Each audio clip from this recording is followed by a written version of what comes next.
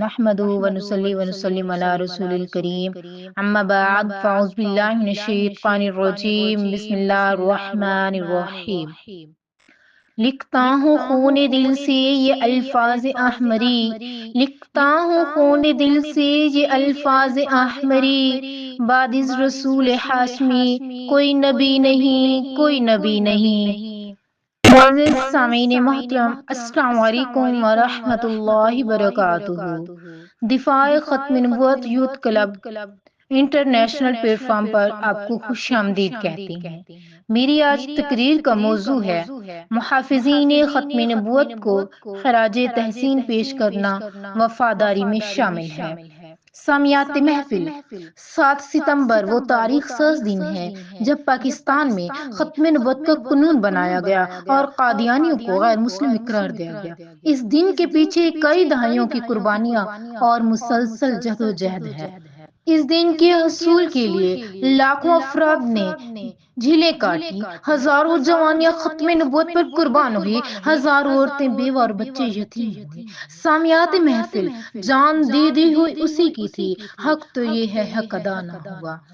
سامیات محفل، یہ قربانیاں علماء، مشائخ، عوام اور غیرت ایمانی رکھنے والے مسلمانوں کی ہیں جنہوں نے عقیدہ ختم نبوت کی حفاظت کے لیے اپنی جان، اپنا مال، اپنا وقت، اپنی عزت، حتیٰ کہ اپنی نسلیں تک قربان کر دی۔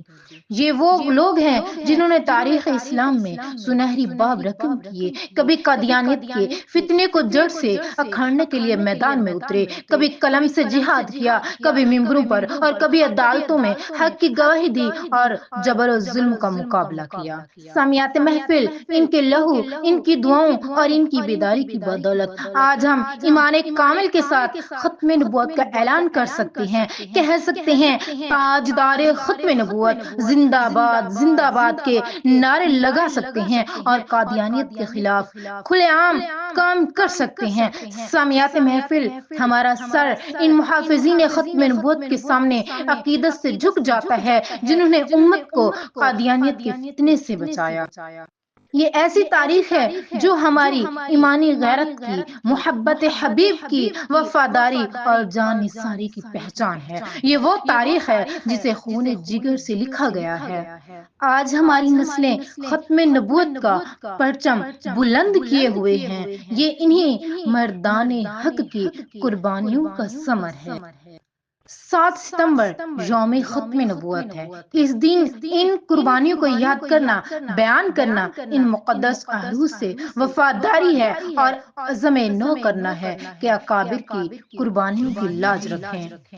تاجدار ختم نبوت سے اپنی وفاداری کو تازہ کریں، عقیدہ ختم نبوت کی پاسبانی تسلسل کے ساتھ کرتے رہیں گے، کیونکہ یہ قربانی محض ایک قانون سازی کو سبب نہیں، ہمارے ایمان کی حفاظت کا باب ہے۔ ان کی قدردانی کا سب سے بڑا طریقہ یہ ہے کہ ہم خود بھی ایمان، کردار اور عمل سے ختم نبوت کے محافظ بنیں اور اللہ تبارک تعالیٰ سے دعا کرتے ہیں ان سب محافظین ختم نبوت کی قربانیوں کو اپنی بارگاہ میں قبول فرما۔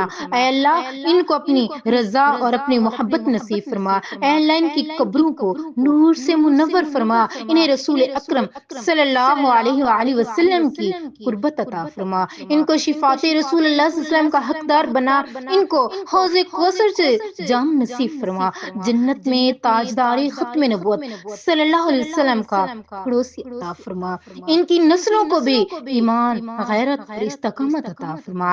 اے اللہ، ہمیں بھی ان کے نقش قدم پر چلنے، عقیدہ ختم نبوت کی حفاظت کرنے اور اپنے ایمان کو سلامت رکھنے کی توفیق عطا فرما۔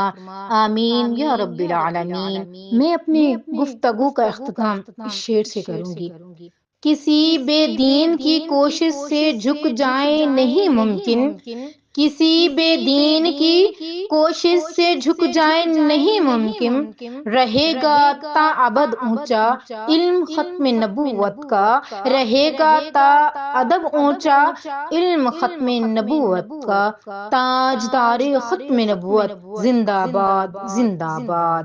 وآخر دعوانا ان الحمد للہ رب العالمین۔